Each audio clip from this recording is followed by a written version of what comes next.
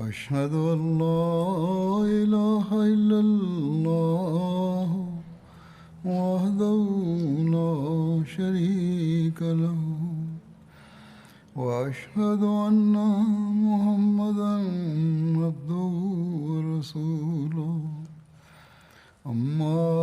بعد فأعوذ بالله من الشيطان الرجيم بسم الله الرحمن الرحيم الحمد لله رب العالمين الرحمن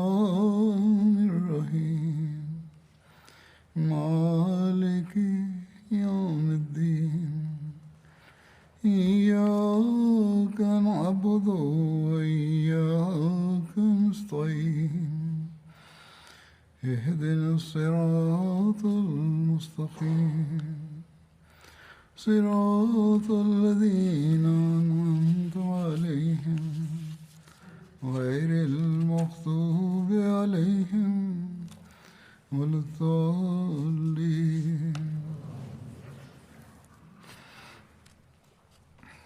خلاف د کراویو ذکر روان وو دې باره کې د حضرت مهاجر او د حضرت اکرمه په کنده او د حضرموت علاقو کې چې کومې د مرتدانو خلاف کاروایي وي په دې کې نور دا بیان شوی دی چې کله په سنا کې حضرت مهاجر ته استقرار ترلاسه شو یعنی دغې خپې چې هلته مضبوطې شوې نو هغوی حضرت ابوبکر د یو خط په ذریعه د خپلو ټولو کاروایانو نه خبر کو او د جواب انتظار هغوی کول شروع کړه هغه وخت معاذ بن جبل او د یمن نور عمال چې د رسول کریم صلی الله علیه و وسلم د دور راسه په خپلو عهدو مقرر وو هغوی حضرت ابوبکر ته خطونه ولیږل او د مدینې ته د واپس راتلو اجازه ترې نه وغوښته نو حضرت ابوبکر معاذ بن جبل او د هغوی سره چې کوم نور عمال وو هغوی له دا اختیار ورکړو چې که غواړي نو په یمن کې د ایثار وي او که خوښه یې وي نو مدینې ته د واپس راشي خو خپل په ځای د څوک مقرر کړي نو د اختیار ملاوېدو نه پس ټول خلک مدینې ته واپس راغله او حضرت مهاجر ته دا حکم ملاو شوی و چې اکرمه له ورشه او بیا دواړه یو ځای حضرموت ته ورشئ او د زیاد بن لبید مرسته وکړئ او هغوی د هغې په عهده باندې باقي ساتلي وو او ورته حکم فرمایلی وو چې تا سره چې کوم خلک یو ځای د مکې او د یمن ترمنځ جهاد چې چا کړی دی نو هغوی له د واپس راتلو اجازت ورکړه او که څوک واپس راتلل غواړي نو واپس دې راشي خو که خدا چې په خپله په جهاد کې شاملېدو ته ترجیح ورکوي سوای له دې نه چې خلک په خپله دا وایي چې موږ په جهاد کې شاملېدل غواړو او اکرمه ته د حضرت ابوبکر خط چې ملاو شو نو هغې کې هغې له حکم ورکړی شوی و چې مهاجر بن امیه له ورشه چې سنا نه را روان دي او بیا دواړه یو ځای کنده قبیلې له ورشئ نو حضرت اکرمه ته چې دا خط ملاو شو نو هغوی ابین کې ایثار شو او د مهاجر بن امیه انتظار هغوی کول شروع کړه ابین هم د یمن د یوې علاقې نامه ده د کنده قبیلې د مرتدانو خلاف د کاروایانو باره کې په تاریخ تبری کې دا لیکلي دي چې د ارتداد نه مخکې چې د کنده او د حضرموت ټوله علاقه مسلمانه شوې وه نو د هغې نه د زکات وصولولو باره کې رسول کریم صلی الله علیه و وسلم دا ارشاد فرمایلی و چې حضرموت کې د ځینو خلکو زکات د په کنده کې جمع کړی شي او د ځینې د کنده د خلکو زکات د په حضرموت کې د جمع کړی شي یعنې هغې ته دلته ولېږلی شي په یو بل د دا خرج کړی شي او د حضرموت خلکو کې د ځینو زکات د په سکون کې راغونډ کړی شي او د سکون د خلکو زکات د په حضرموت کې د جمع کړی شي په دې د کنده ځینو خلکو دا وایي چې یا رسول الله موږ سره اوښان نشته نو که تاسو ته مناسبه ښکاري نو دا خلک دی په خپلو څاروو باندې زموږ د زکات مال د موږ ته د راورسي. نو رسول کریم صلی الله علیه وسلم هغه خلکو ته دا ویلو نه، یعنی د حضرت موت خلکو ته چې که تاسو داسې کولی شي نو په دې عمل وکړئ. نو هغوی وویل چې موږ به ګورو او که دوی سره څاروي نه وو نو بیا به موږ هم داسې کوو. بیا چې کله رسول کریم صلی الله علیه وسلم وفات شو او د زکات د وصولولو وخت راغلو نو زیاد خلک راوغوښته، هغوی حاضر شو او بنو ولی یعنې د کنده خلکو دا وویل چې تا چې لکه څنګه رسول کریم صلی الله علیه وسلم سره لوز کړی وو د زکات اموال موږ ته راورسوه. نو هغوی ورته وویل چې تاسو سره بار اوچتونکي څاروي شته نو خپل څاروي راولئ او د زکات اموال یوسئ. نو هغوی په خپله د زکات چې کوم اموال وو هغې د رسولو نه انکار کړی وو او د کنده خلک په خپله مطالبه باندې ټینګ ولاړ وو. او بیا خلک خپل کورونو ته واپس لاړه او د هغوی طرز عمل متذبذب شو، یو قدم به مخکې اوچتولو بل به وروستو، او زیاد د مهاجر په انتظار کې وو. نو د هغوی د خلاف څه کاروای نه هغوی ودرېدلي وو، یعنې کومو خلکو چې زکات ورکولو نه انکار کړی وو د هغې خلاف یې څه کاروایي نه وه کړې چې انتظار یې کولو د حضرت مهاجر د راتګ. او چې کله حضرت ابوبکر مهاجر او حضرت کرمه ته دا خط ولیږلو چې تاسو دواړه حضرت موت ته روان شئ او زیاد به د هغوی په ذمهوارۍ باندې برقرار ساتئ او د مکې نه واخله تر یمن چې کوم یمن پورې چې کومه علاقه ده نو د دې چې کوم خلک تاسو سره دي هغوی له د واپس تلو اجازت ورکوي سوا د هغو خلکو نه چې په خپله خوشحالۍ په جهاد کې شریکېدل غواړي. او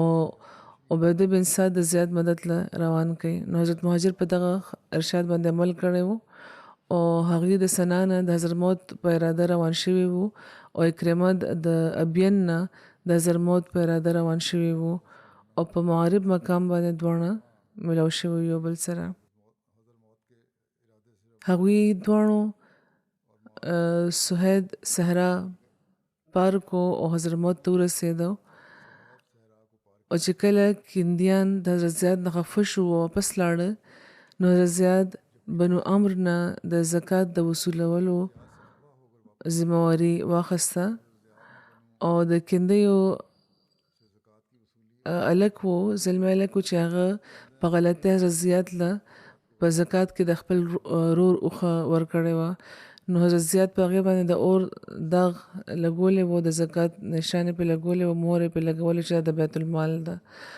او د زکات مال دی. او چې کله هغه هلک هغه اوښه بدلولو لپاره وویل چې دا غلطۍ نه ما ورکړې وه نو حضرت زیاد داسې پوه شو چې لکه دا بانې کوي لګیا دی، نو ځکه هغوی راضي نه شو. نو په دې هغه د خپل د قبیلې خلک او ابو سمید د مدد لپاره راوبلل، یعنې چا چې اوښه ورکړې وه. ابو سمید چې کله حضرت زیاد نه د اوښه بدلولو مطالبه وکړه نو حضرت زیاد په خپل موقف باندې ولاړ وو. نو ابو سمید له غوسه ورغله او هغه په زوره هغه اوښه پرانیسته او په دې حضرت زیاد ملګرو ابو سمید او د هغه ملګري بدیوان که او اوښه په قبضه کې واخیسته او هغو خلکو یو بل ته د مدد لپاره آواز وکړو. نو بنو معاویه ابو سمید د مدد لپاره راغله. بنو معاویه هغه خلک دي چې بنو حارث بن معاویه، بنو عمرو بن معاذ، بنو عمرو بن معاویه دا د کنده قبیلې خاخونه دي. هغوی د حضرت زیاد نه د خپلو ملګرو د رهایۍ مطالبه وکړه خو حضرت زیاد د هغې د خورېدو پورې د قیدیانو د رها کولو نه انکار کړی وو. ورته دا و چې داسې به نه وي، تاسو به واپس ځئ بیا به زه ګورم. او چې کله دا خلک واپس لا نه نو حضرت زیاد په هغې باندې حمله وکړه او د هغې ډېر خلک یې ووژل او ځینې خلک د هغه ځای نه وتښتېده. نو حضرت زیاد چې واپس راغله نو د هغوی قیدیان یې هم رها کړه خو دا خلک چې واپس لاړل نو هغوی د جنګ تیاری شروع کړو او بنو عمرو بن بنو حارث او اشعث بن قیس او سمت بن اسود دوی خپلو مورچو ته لاړه او هغوی د زکات ورکولو نه انکار وکړو، ارتداد خپل کو او په دې زیات فوج راغونډ کو په بنو عمرو باندې حمله وکړه او د هغوی ډېر کسان پکې وژلی شو او څوک چې تښتېدی شو هغوی وتښتېده او لوی شمېر حضرت زیاد بندیوان کړي وو او مدینې ته روان کړي وو. لوی شمېر کې خلک د هغوی په لاره کې اشسو د بنو حارث خلکو حمله وکړه او مسلمانانو نه خپل قیدیان خلاص کړ. د دغه واقعې نه پس د خوشه ډېرې قبیلې وې چې د هغې سره ملاوې شوې او هغوی هم د ارتداد اعلان کړی و. نو په دې حضرت زیاد د مدد لپاره حضرت مهاجر ته خط ولیکلو. حضرت مهاجر حضرت اکرمه خپل نائب جوړ کړ او په خپله د خپلو ملګرو سره په کنده باندې هغوی حمله وکړه. د کنده خلک وتښتېدو او د نویر نومې یوې قلعه کې محصور شو. دا هم د یمن یوه قلعه وه حضرت موت ته جوخته. د دغه قلعې 3 لارې وې. په یوه لاره حضرت زیاد ورکوز شوي وو، په بله لاره حضرت مهاجر ایثار شو او په درېیمه لاره د کنده په تصرف کې وه. اندر دې چې حضرت اکرمه هلته ورسېدو او هغوی په هغه لاره باندې قابض شو. د حضرت زیاد او د حضرت مهاجر لښکر کې 15,000 مهاجرانو او انصار صحابه او نور قبیلې خلک هم پکې شامل وو. او چې کله د نویر قلعې محصورینو وکته چې مسلمانانو ته برابر امداد را رسې لګیا دي، نو په هغې باندې دهشت طاری شو او په دغه وجه د هغې سردار اشعث فوراً حضرت اکرمه له ورغلو او امان یې ترې نه غوښته. حضرت اکرمه اشعث د ځان سره کو، حضرت مهاجر له لاړه. اشعث ځان لپاره او ځان سره د 9 کسانو لپاره په دغه شرط باندې امان غوښتی وو چې هغوی به د مسلمانانو لپاره د قلعې دروازه پرانیزي. حضرت مهاجر دغه شرط ومنلو او چې کله اشعث د 9 کسانو نومونه، نو کله چې اشعث د 9 کسانو نامې لیکلې وې، نو تادیه او د دهشت په وجه خپله نامه لیکل هغه نه هیر شوي وو. او بیا چې حضرت مهاجر له هغه تحریر یوړو، نو حضرت مهاجر په مهر ولګولو. بیا اشعث واپس لاړو او چې کله د قلعه دروازه پرانیستلی شوه، نو مسلمانان پکې داخل شو. نو د دواړو ډلو په جنګ کې 200 کندیان وژلي شوي وو. د قلعې خلکو هم د هغوی مخکې شوي وو، مقابله یې کړې وه، جنګ یې کړی وو. بهرحال د هغوی خلک وژلي شوي وو او 1000 شمېر کې ښځې بندیوان شوې وې. او دې نه پس حضرت مهاجر چې اماننامه راوغوښته، نو په هغې کې کومو خلکو نامې چې لیکلې شوې وې، نو هغه یې معاف کړو، خو په هغې کې د اشعث نامه نه وه. نو په دې حضرت مهاجر د هغې د قتل اراده کړې وه. خو حضرت اکرمه چې خواست وکړو، نو د باقي قیدیانو سره د حضرت ابوبکر په خدمت کې هغه روان کړی شو چې دې باره کې به هم حضرت ابوبکر فیصله کوي. چې کله مسلمانان د فتح خبر او د قیدیانو سره د حضرت ابوبکر په خدمت کې حاضر شو، نو هغوی اشعث راوغوښته او ورته وفرمایل چې ته د بنو ولیه په فریب کې راغلی وې او هغوی داسې نه دي چې ته ورله فریب ورکړی شي، او هغوی هم ته د دغه کار اهل نه ګڼلې. هغوی په خپله مو وژلي شو، ته یې مو وژلی. آیا ته د دغه خبرې نه ویرېږي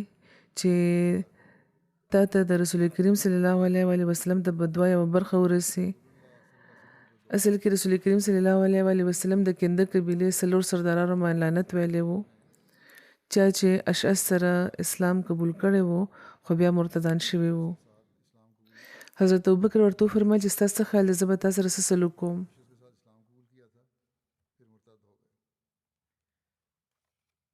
اشعث ورته ووایي چې زه ستاسو د رای نه خبر نه یم. نو حضرت ابوبکر فرمایلی وو چې زما خیال دی چې ستا قتل پکار دی. نو هغه وی چې زه هغه تن یم چې د خپل د کام 10 کسانو د ژوند بخلو تصفیه کړی ده، زما قتل څنګه جایز کیدی شي؟ نو هغوی فرمایل چې آیا مسلمانانو معامله تا ته سپارلې وه؟ نو هغوی وی چې او جی. نو حضرت ابوبکر فرمایل چې کله هغې معامله تا ته سپارلې وه، نو بیا چې ته هغې له ورغلې، نو آیا هغوی په مهر لګولې وو؟ نو هغوی چې او جی. نو هغوی ورته وفرمایل چې تحریر باندې چې بیا مهر ولګېدو، نو هغې نه پس ته صلح د هغې مطابق واجبه شوې وه چې څه پکې لیکلي شوي وو، او هغې نه مخکې چې تا صرف د مصالحت خبرې کولې. نو چې اشعث وویرېدو چې هغه به ووژلی شي، نو هغه عرض وکړو چې که تاسو ما نه څه د ښېګړې توقع لرئ، نو دغه چې کوم کسان بندیوان دي، قیدیان دي، دي آزاد کړئ او زما لغزشونه معاف کړئ او زما اسلام قبول کړئ او ما سره هم هغه سلوک وکړئ چې زما په شان خلکو سره تاسو کوئ او زما ښځه ما ته واپس کړئ. لیکل شوي دي چې دغه واقعې نه مخکې یو ځل اشعث د رسول کریم صلی الله علیه وسلم په خدمت کې حاضر شوی وو. هغه د حضرت ابوبکر خور ام فروه بنت ابو قحافه ته د نکاح پیغام لېږلی وو او حضرت ابو قحافه خپل لور د هغه زوجیت کې ورکړې وه او رخصتي د هغه بیا راتګ پورې ځنډولې وه، یعنې دا بیا راځي نو رخصتي به وشي. او یو مصنف ام فروه د حضرت ابوبکر لور هم بیانه کړې ده. خو بهرحال بیا رسول کریم صلی الله علیه وسلم وفات شو او اشعث مرتد شو، باغی شو. نو ځکه د هغه اندېښنه دا وه چې د هغه ښځه به هغه ته نه حواله کېږي. نو اشعث حضرت ابوبکر ته عرض وکړه چې تاسو د خدای د دین لپاره د خپل علاقې بهترینه خلکو کې به ما بیا مومئ. نو په دې حضرت ابوبکر د هغه ژوند وبخلو او د هغه اسلام یې قبول کړ او د هغه کوروالی هغه ته وسپارل او دا یې ورته وفرمایل چې ورځه ستا باره کې د ماته نو خیر خبرونه را رسي. نو په دې حضرت ابوبکر ټول قیدیان آزاد کړه او دغه شان هغوی ټول خپلو علاقو ته واپس لاړه. د یو روایت مطابق د خپل قوم سره بد عهدي کولو نه پس اشعث خپلې قبیلې ته د واپس تلو جرأت ونه کړی شو او د قید نه خلاصېدو نه پس ام فروه سره هم په مدینې کې هغه ایسارو. او د حضرت عمر په دور کې چې کله د عراق او د شام جنګونه شوي وو نو هغه هم د اسلامي فوجونو سره د ایرانیانو او رومیانو سره جنگ لپاره بهر وته وو او نمایانه کارونه ترسره کړي وو او د دې په وجه د خلکو په نظر کې د هغه کار هم بیا اوچت شوی وو او هغه عزت چې کوم د هغه ورک شوی وو هغه ورته واپس ملاو شو. نو تر څو چې په پوره تور امن او امان قایم شوی او د اسلامي حکومت بنیادونه پاخه شوي نه وو، حضرت مهاجر او حضرت اکرمه هم په حضرموت او په کینده کې ایسار وو. د مرتدانو باغیانو سره د آخري جنګونه وو او دې نه پس د عربو نه د بغاوت په مکمل طور خاتمه شوې وه او ټولې قبیلې د اسلامي حکومت اعلان دی راغلی وی او حضرت مهاجر په دغه علاقه کې امن امان قایم ساتلو او د بغاوت او د سرکشۍ اسباب په مکمل طور ختمولو لپاره هم هغه سختۍ نه کار اخیسته وو چې کومه هغوی په یمن کې مخکې کړې وه. او حضرت ابوبکر حضرت مهاجر ته د یمن او د حضرموت کې د یوې علاقې د خپلولو باره کې چې ولیکل نو هغوی یمن خوښ کړی وو او دغه شان په یمن باندې 2 امیران مقرر شوي وو. حضرت ابوبکر مرتدانو د باغیانو خلاف کار کوونکي عمالو ته دا لیکلي وو چې اما بعد زما په نظر کې زیاته خوښه خبره دا ده چې تاسو په حکومت کې صرف هغه خلک شامل کړئ چې لمنې د ارتداد او بغاوت د داغ نه پاک وي. بېشکه که هغوی واپس راغلي وي خو دا ګوري چې هغوی په هغه خلکو کې خو شامل نه وو چې مخکې هغوی ارتداد خپل کړی وو یا بغاوت یې کړی وو. او بیا یې فرمایل چې تاسو هم په دې عمل کوئ هم په دې باندې کاربند اوسئ. او کم خلک چې په فوج کې د واپسۍ خواهش لري نو هغوی له د واپسۍ اجازت ورکوي او د دشمن سره په جهاد کولو کې هم د یو مرتد باغي نه به مدد بیخي نه اخلي. اکثر مصنفین او په خاص طور دغه زمانې چې کوم سیرت نګاران دي هغوی عموما د حضرت ابوبکر د دغه جنګونو ذکر کې بیانوي چې کوم خلکو د نبوت د دروغو دعوه کړې وه د هغې خلاف دا ټول جهاد شوی وو او د تورې په زور هغوی ټول ختم شوي وو. خو چونکې دا ځکه چې همدا د هغې شرعي سزا وه خو د تاریخ او د سیرت مطالعه کوونکي بیخي د دغه خبرې تایید نشي کولی لکه څنګه چې د قرآن او د رسول کریم د مبارک طرز عمل او د احادیثو په رڼا کې مخکې دا بیان شوی دی چې رسول کریم صلی الله علیه وسلم هیڅ چیرې هم صرف د نبوت په دعوه د چا خلاف کاروی نه وه فرمایلی او نه د حضرت ابوبکر د چې کوم دا جنګي مهمونه وو صرف په دغه وجه وو چې د نبوت چې کوم د دروغو دعویداران دي هغې دې ختم کړی شي. بلکې اصل سوچ د دغه خلکو چې کم د باغیانه روش وو نو د دې خبرې په وضاحت کې چې د نبوت دعویدارانو خلاف صحابه جنگونه ولې کړي وو حضرت مسلم موعود رضی الله تعالی عنہ بیان فرمایي چې د مولانا مودودي صاحب دا وینا چې صحابه د هر هغه تن خلاف جنگ کړي وو چې د رسول کریم صلی الله علیه و علیه وسلم نه پس د نبوت دعوه کړي وو دا د صحابه د اقوالو خلاف خبره ده مولانا مودودي صاحب ته یا ساتل پکار دي چې دا دغه د جن خبره ده د رسول کریم چې رسول کریم نه پسته چې کوم خلکو د نبوت دعوه کړې و او چا سره چې صحابه جنگ کړي وو هغه ټول داسې وو چې د اسلامي حکومت خلاف بغاوت کړي وو او د اسلامي حکومت خلاف د جنگ اعلان کړي وو هغوی فرمایي چې مولانا صاحب ته د اسلامي لټریچر د مطالعې ډېره لویه دعوه ده کاش چې هغوی د دغه معاملې باره کې د رای ظاهرولو نه مخکې اسلامي تاریخ لوستی وی نو هغوی ته به معلومه شوې وه چې مسلمه کذاب اسود انسی سجاد بنت حارث او طلحه بن خویلد اسدي دا ټول داسې خلک وو چې د مدینې د حکومت د اتباع نه انکار کړی وو او په خپلو علاقو کې د خپلو حکومتونو اعلان هغوی کړی وو حضرت مسلم موعود لیکلی دی چې تاریخ ابن خلدون که په غور دوی لوستی وی نو دا به واضح شوې وه ورته چې کومه د دې د نظریه د مولانا صاحب هغه غلطه ده نو هلته لیکلی دی چې د عرب ټول خلک که عام و که خاص د هغې د ارتداد خبرونه مدینې ته راورسېدل صرف قریش او ثقیف دو قبیلې وې چې د ارتداد نه بچ پاتې وې او د مسلمه معامله ډېره زوروره شوې وه او د تی او د اسد کام د طلحه بن خویلد اطاعت قبول کړی وو او غطفان هم ارتداد قبول کړی وو او حوازن هم زکات ایثار کړی وو او د بني سلیم چې کوم مشران و هغوی مرتدان شوي وو او د رسول کریم صلی الله علیه وسلم مقرر کړي شوي امیران د یمن او د یمامه او د بني اسد او د هر علاقې او د ښار نه واپس شو نو هغوی دا وی چې د عربو مشرانو او کشرانو ټولو د اطاعت نه انکار کړی دی حضرت ابوبکر رضی الله تعالی عنہ انتظار کولو چې اسامه واپس راشي نو بیا د هغوی سره جنګ وکړي شي خو ابس د زبیان قبیلو تادي کړې وه او مدینې سره جوخت ابرک مقام کې هغوی راغی ایثار شو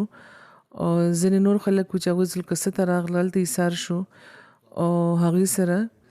د بني اسد معاهده وو او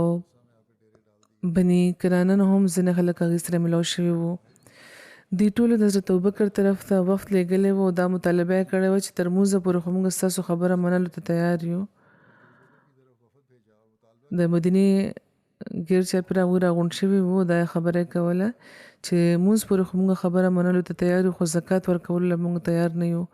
خو حضرت ابوبکر د هغوی دا خبره رد کا حضرت مسلم موعود لیکي چې دغه حوالې نه ظاهره ده چې صحابه چې کوم خلکو سره جنګونه کړي وو هغوی د حکومت باغیان وو هغوی د محصولات ورکولو نه انکار کړی وو او هغوی په مدینې باندې حمله کړې وه د مدینې نه ګیر چاپېره راجمع شوي وو راغونډ شوي وو چې که دلته زموږ خبره هغوی ونه منله نو موږ به حمله کوو مسلمه خو په خپله د رسول کریم صلی الله علیه وسلم په زمانه کې هغې ته لیکلي وو چې ماله دا حکم راکړی شوی دی چې د عربو نیم ملک موږ لپاره دی او نیم ملک د قریشو لپاره دی او د رسول کریم صلی الله علیه وسلم د وفات نه پس هغه حجر په یمامه کې د هغوی چې کوم مقرر کړي شوي والي وو سمامه بن عسل هغه ویستی وو په خپله دغه علاقې والي جوړ شوی وو او هغه په مسلمانانو باندې حمله کړې وه همدغه شان د مدینې دو صحابه حبیب بن زید او عبدالله بن وهب هم هغه بندیوان کړي وو او په زور خپل نبوت په هغوی باندې منل غوښته او لکه څنګه چې مخکې ذکر شوی دی چې عبدالله بن وهب خو په یره دغه خبره منلې وه خو حبیب بن زید دغه خبره منلې نه انکار کړی وو او په دې مسلمه د هغوی یو عضو پرې کړی وو په اور کې سوځولی وو همدغه شان په یمن کې هم چې کوم د رسول کریم صلی الله علیه وسلم افسران مقرر وو هغې کې ځینې قید کړي وو او ځینې له سخت سزاګانې ورکړې وې. همدغه شان طبري لیکلي دي چې اسودنسي هم د بغاوت علم بلند کړی وو او د رسول کریم صلی الله علیه وسلم له طرفه چې کوم حاکمان مقرر وو هغوی تنګ کړي وو او هغوی نه د زکات په زور اخستو حکم ورکړی وو. او بیا هغه په سنا کې د رسول کریم صلی الله علیه وسلم مقرر کړی حاکم شهر بن بازان باندې حمله کړې وه او ډېر مسلمانان یې وژلي وو، لوټ مار یې کړی وو، ګورنر یې وژلی وو او د هغه د وژلو نه پس د هغه چې کومه مسلمانه ښځه وه هغه سره په زوره نکاح کړی وو. بنو نجران هم بغاوت کړی وو او هغوی هم اسودنسي سره ملاو شوي وو او هغوی 2 صحابه عمر بن حزم او خالد بن سعید د علاقې نه ویستي وو. د دغه واقعاتو نه ظاهره ده چې د نبوت د دعویدارانو مقابله په دغه وجه نه وه شوې چې هغوی د رسول کریم صلی الله علیه وسلم په امت کې وو د نبوت دعوی کوله او د رسول کریم د دین د اشاعت دعوا هغوی کوله، بلکې صحابه هغوی سره دې لپاره جنګ کړی وو چې هغوی د اسلام شریعت منسوخولو او خپل قانون جاری کولو او په خپل علاقه کې د حکومت دعویدارانو او صرف د علاقې د حکومت دعویداران نه بلکې هغوی صحابه وجلي هم وو. په اسلامي ملکونو باندې هغوی حملې کړې وې چې کم شوی حکومت و دغه خلاف بغاوت کړی وو او د خپل آزادۍ اعلان کړی وو. د دغه واقعاتو په موجودګۍ کې هغه لیکي چې د مولانا مودودي صاحب دا وینا چې د رسول کریم ټولو صحابه د نبوت د دعویدارانو مقابله کړې وه دا دروغ نه دي. نو نور څه دي؟ که څوک دا وایي چې صحابه به د انسانانو قتل جایز ګرځولو نو دا به صرف په دغه وجه دا خبره سمه شي چې مسلمه کذاب انسانو او اسودنسي انسانو. حضرت مسلم موعود فرمایي چې کم خلک د اسلام تاریخ داسې مات رامات وړاندې کوي هغوی د اسلام څخه خدمت نه کوي لګیا دي. که د اسلام خدمت د دوی د نظر وړاندې دی نو هغوی له پکار دی چې رښتیا له د ټولو نه اوچت مقام ورکړي او غلط بیاني دی نه کوي او واقعیت دی غلط نه وړاندې کوي، د غلط واقعیت پیش کولو نه دی بیخي اعتراض کوي. بهرحال د دغه ټولو خلکو د ختمېدو په وجه د عربو نه د بغاوتونو مکمله خاتمه شوې وه او یو تاریخ نګار لیکلی دی چې اوس د عربو د ټولو بغاوتونو خاتمه شوې وه او ټول مرتدان ختم کړي شوي وو. نو حضرت ابوبکر رضی الله تعالی عنه د دغه ملګري فتنې چې کومه منصوبه بندي او د تیزه سره خاتمه کړې وه هغه دغه د اعلی صلاحیتونو آینه‌دار دی او دا صفح کاری چې څنګه په هر قدم هغوی ته د خدا پاک تایید او نصرت ترلاسه وو او یو کال نه هم په کمه موده کې هغوی د ارتداد فتنه او بغاوت باندې قابو بیا موندو او په عربو کې د اسلام حاکمیت یو ځل بیا قائم کودا یو حیرت انګیزه کارنامه ده. حضرت ابوبکر صدیق رضی الله تعالی عنه د اسلام د غلبې په وجه ډېر زیات خوشاله وو خو په دغه خوشحالۍ کې غرور او تکبر نامې دپاره نو ځکه چې هغې خبرو چې د هر څه چې شوي دي دا صرف د خدای پاک په فضل دغه په مهربانۍ شوي دي. هغوی دا طاقت نه لرلو چې لږو شانو مسلمانانو په ذریعه د ټولو د عربو چې کوم مرتدان دي د هغوی د لویو فوجونو مقابلو کې هغې ته د شکست ورکړي او د اسلام بیرغ د یو ځل بیا په شان و شوکت اوچت کړي. د حضرت ابوبکر مخې ته اوس دغه مسله وه چې دینی وحدت له تقویت ورکولو او اسلام یو ځل بیا په عروج باندې رسولو لپاره څه اقدامات وکړای شي. د حضرت ابوبکر صدیق د سیاست محور صرف او صرف د اسلام روب و. همدغه خواهش هره لحظه دغې په زړه او په دماغ باندې به و او د مرتدانو باغیانو خاتمې نه پس هر تن دا یقین لرلو چې اوس د رسول کریم خلیفه مخې ته یو فتنه پرداز هم نشي ټینګېدی خو عامو خلکو په شان حضرت ابوبکر څه د خوشفهمۍ ښکار نه و. هغوی خبر وو چې بیرونی طاقتونه د ارتداد او د بغاوت فتنه چې اوده شوې ده فلحال هغه بیا بیدارولی شي او د بدامنۍ د خورولو د سبب جوړېدی شي. یعنې اصله چې دا په عارضي طور د ختمه شوې وي دا فتنه. او بیرونی طاقتونه چې د اسلام مخالف دي لوی لوی حکومتونه مو د عربو په سرحدونو باندې هغوی یو ځل بیا بدامني خورولی شي. نو ځکه څه په خوشفهمۍ کې نه دي مبتلا کېدل پکار. نو د عربو د قبایلو له طرفه د دغه شورش انګیزۍ چې امکان یې و دې نه بچ کېدو لپاره دا مناسب وګڼلی شو چې د عربو قبیلو توجه دی د ایران او د شام طرف ته د جوړه کړی شي چې هغوی ته د حکومت خلاف د فساد جوړولو موقع میلاو نه شي او دغه شان مسلمانانو ته د اطمینان نصیب شي او هغوی د په راغونډ خاطر په د دین په احکاماتو باندې عمل شروع کړي. نو د عرب په سرحدونو د عربو د سرحدونو د دفاع او د اسلامي ریاست د خپلو مضبوطو حریفانو نه محفوظ ساتلو لپاره دا ضروري شوی وو چې دغه طاقتورو قومونو ته د اسلام پیغام ورسولی شي چې دا قومونه د اسلام علمگیر پیغام اومني یا د پوه شي په خپل هم د امن او په سلامتۍ سره د خپل ژوند تیری بیا او نور خلک د هم دغه چې د دستیانو د محفوظ وي او مامونه دی وي او په امن او سلامتۍ د آزادانه تور په خپل دین باندې قائم وي. نو بهرحال د لپاره حضرت ابوبکر څه طریقه او حکمت عملي خپل کړې و د باره کې د تاریخ په کتابونو کې لیکل شوی دي چې مرتدانو د باغیانو جنگونو د مهماتو د ختمېدو نه پس حضرت ابوبکر د آینده د اقداماتو باره کې غور و فکر کې مشغول شو او د عربو د اسلام چې کوم پخوانی دشمنو ایران او د روم سلطنتونه نو هغوی نه په مستقل طور محفوظ ساتلو لپاره څه لای عمل د خپل کړی شي ځکه چې رسول کریم په ژوند کې هم د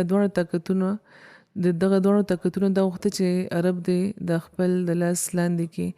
او چې کله رسول کریم وفات شو ډیرو علاقو کې او په قبیلو کې د ارتداد او بغاوت اور خور شو او دغه اور د مدینه ریاست نه هم چاپیره شو. نو ځینې ځایونو کې د رستم دغه طاقتونو لاسو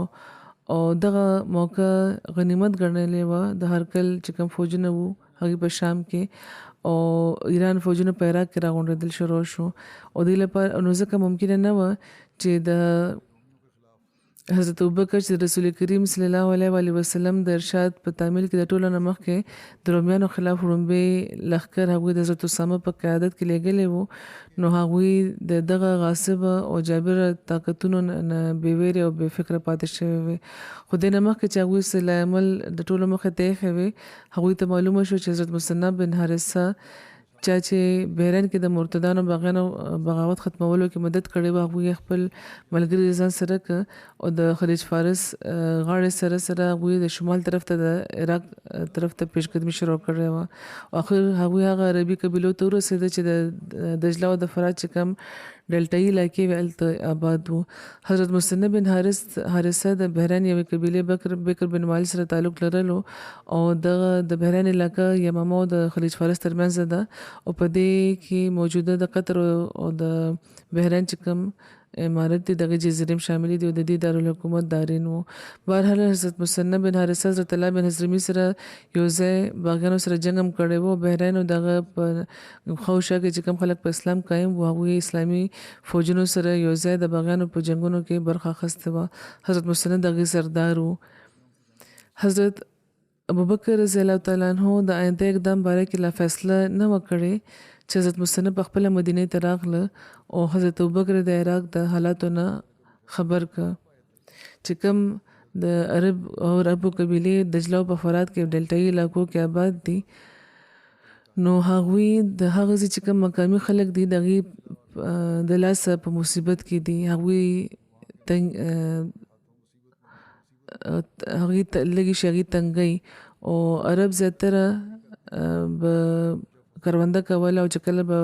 فصل پوخ شو نو مقامي خلکو به هغه ولوټلو. نو حضرت مثنی عرض کړی و چې اسلامي فوجونه دې روان کړی شي او دغه خلک د مصیبت نه خلاص کړی شي. نو حضرت ابوبکر د مدینه چې کوم اهل الرای اصحاب هغو سره مشورو کا او د حضرت مثنى بن حارثه تجهیز ورته وړاندې کو نو چې د مدینه خلک د عراق د حالاتو نه خبر نه وو نو هغوی د مشوره ورکړه چې حضرت خالد بن ولید راوغتلی شي هغوی ټوله معامله د هغوی ته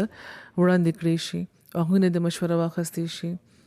حضرت خالد بن ولید هغه ورځو کې امامه کې موجود و حضرت ابوبکر هغوی مدینې ته راوغته او حضرت خالد بن ولید چې مدینې ته ورسېده نو حضرت ابوبکر په عراق باندې د فوج کشي چې کم د حضرت مثنى تجویز هغه دغه مخه ته کې خودو نو د حضرت خالد بن ولید هم دا خیالو چې حضرت مثنى د عراق په حدودو کې د ایرانیانو خلاف چې کومه کاروایی شروع کړې دي که خدای مکه هغه ناکام شوه او حضرت مثنى چې کوم فوج دغه د عربو طرف ته شکست خوړو واپس راغله نو ایرانی چې کوم حکام دیغه به نور نران شي او هغوی به صرف په دې باندې اکتفا نه کوي چې حضرت مثنى او دغه فوج د عراق د حدودو نه بهر وباسي بلکې هغوی په بحران او دغه سره چې کومې جوختې علاقې دي هغې باندې به دوباره د اثر او د رسوخ قایمولو او د تسلط جوړولو کوشش هم کوي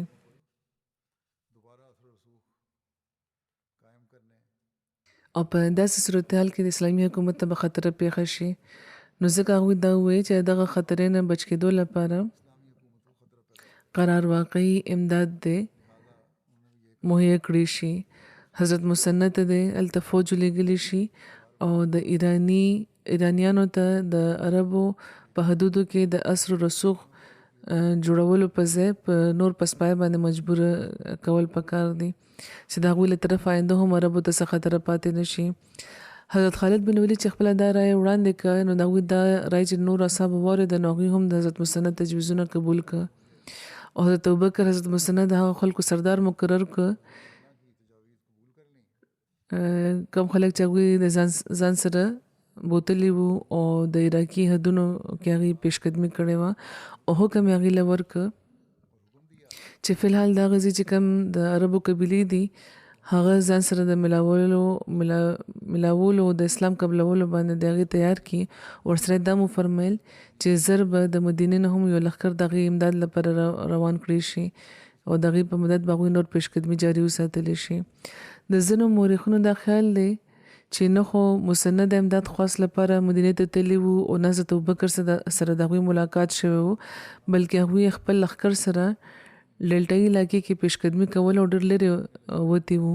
او مخکې چې هغوی لاړه نو ایرانی سپاسالار هرمز فوجونو سره هغوی مخ شوي وو او هرمز هغه وخت د سرحدي فوجونو افسر وو او د کسرا په نظر کې چې ټوله نه لویه درجه چاته ملاوېدې شوه نو هرمز په هغو خلکو کې شمېرلی کېدو او لا د هرمز او د مثنى ترمنځ جنگ جاری وو چې حضرت ابوبکر رضی الله تعالی عنہ دغه واقعیتو نه خبر شو او هغه وخت هغوی د مثنى د نامې نه بیخي بې خبره وو او دغه خبرونو د رسېدو نه پس چې کله هغوی تحقیقات وکړو معلومه شوه چې مثنى د ارتداد او بغاوت په جنګونو کې د بحران دننه ډېرې نمایانه کارنامې ترسره کړې وې نو حضرت ابوبکر خالد بن ولید له حکم ورکړ چې د حضرت مثنى مدد لپاره د یو لښکر ځان سره کې عراق ته د هغې لاړ شي او په هرمز باندې د فتح بیا مومي او بیا د هیره طرف ته د هغوی لاړ شي هیره هم د کوفې نه 3 میلو په فاصلې یو ښار دی بهرحال ورسره ایاز بن غنم له هغوی حکم ورکړ چې هغوی د دومة الجندل ته لاړ شي دا د شام او د مدینې ترمنځ یو قلعه او یو ځای دی چې د مدینې نه د هغه زمانې چې کوم د سفر طریقه و دغه مطابق د 15 سے 14 ورځو په مسافت باندې و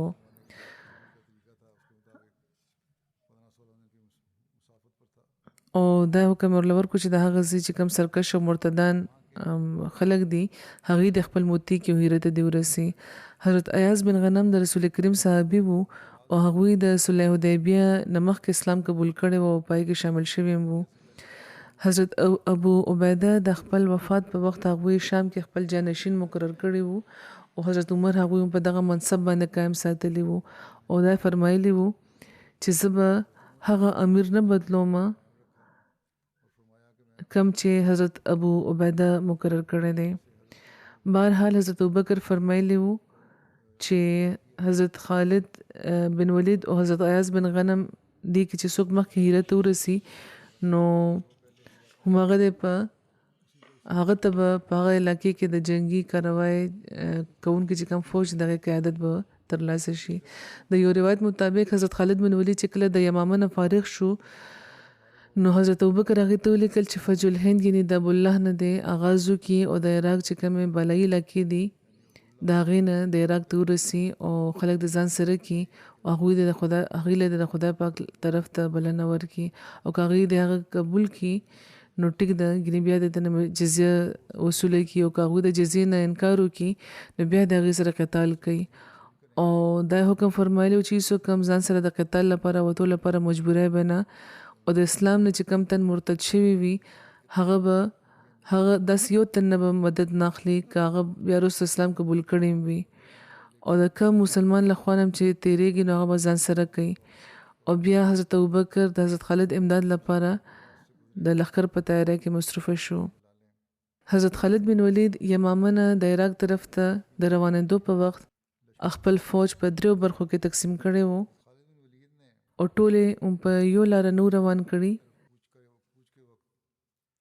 بلکې حضرت مسنه د خپل روانېدو نه دور زمخ کې روان کړي وو. دغه نه پس ادی بن حاتم او عاصم بن عمرو د یو ورځ په فاصله روان کړي وو او د ټولو نه پس حضرت خالد بن ولید په خپل روان شوی وو او دوی ټولو سره لوس کړي و چې دیو په حفیر کې راغونډيږي چې الته بیا یو ځای یکدم په دشمن باندې دشمن سره وجنګيږي. حفیر د بصره نه د مکه طرف ته چیزینو رومبه منزل دی او د لیکل شوی دی چې د سرحد د فارس په ټولو سرحدونو کې د شان او شوکت په لحاظ ټولو نه لوی او مضبوطه سرحد او د دې حاکم هرمز وو او د دیزي سپاسالار یو طرف ته په خشکۍ کې په عربو سره به جنگ کول او په بل طرف ته په سمندر کې به هند خلکو سره. بهرحال حضرت خالد د لخر شمیر ډیر کم وزکه چې یو خو د دې یو ډیر لوی برخه په جنگ یمامه کې ختمه شوه و او بل طرف ته حضرت ابوبکر غیله هدایت دا ورکړی وو چې که څوک د یو تن د عراق نه تاسو راتل نه غواړي نو پاغه باندې زبردستی نه کې او سره ول ډیر نهایت د ډیر اهم هدایت ولدم ورکړی وو. د نه علاوه چې یو سابق مرتدم چې دوباره اسلام قبول کړی وي تر هغه وخت د اسلامي لښکر کې شامل نکړي شي تر سوچ خلیفہ نه په خاص تور اجازه باندې خستې شي. حضرت خالد حضرت ابوبکر په خدمت کې د نور کومک را لګلو د پاره لیکلی وو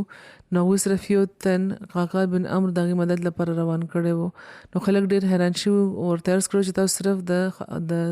د خالد مدد لپاره صرف یو تن روانه وی لګي حالکه د لخر زیاته برخه د غونه بیل شوی ده. نو حضرت ابوبکر ول جواب ورکړو چې په کم لخر کې کاکا پشان شخص وي په کم لخر کې چې د کاکا په شان تن شامل وي هغه به چې شکست نه خوري. بیا هغه د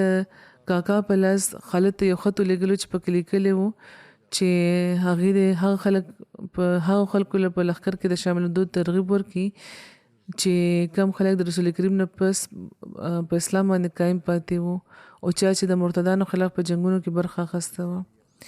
دا خط ملاویدونه پس ته حضرت خالد خپل لخر ترتیب مرتب کول شروع کړ.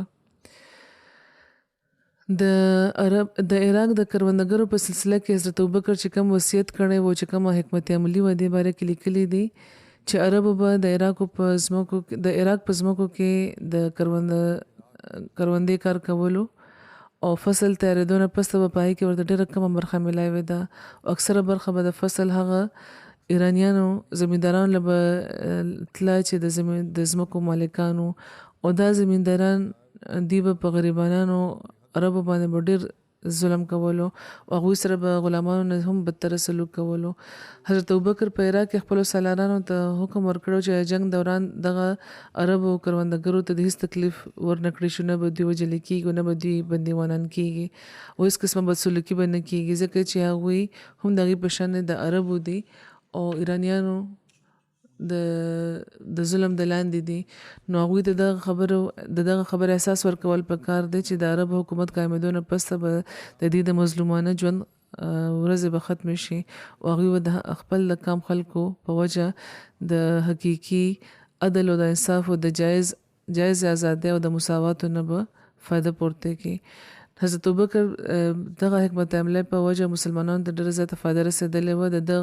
دغه د فتوحاتو په لاره کې اسانۍ پیدا شوې وې او هغوی ته دا خط شوی نه وه پاتې چې د پیشقدمۍ په وخت چېرته روس نه د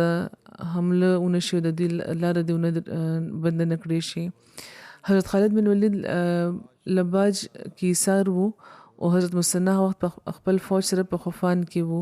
لباج بصره او د یمامه ترمنځ یو ځای دی او خفان د کوفې سره جوخت یو ځای دی.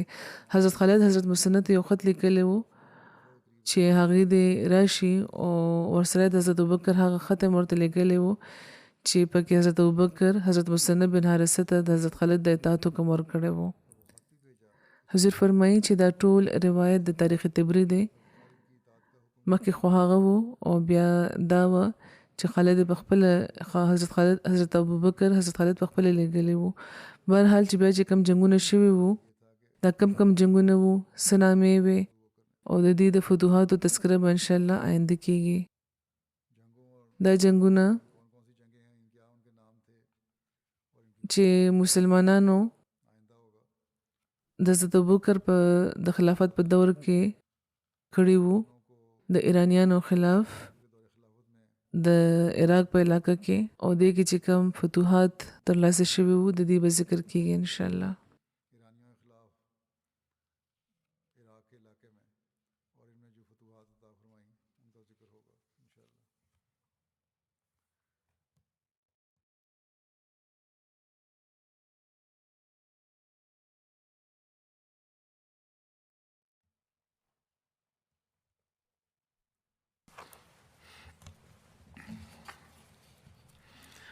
الحمد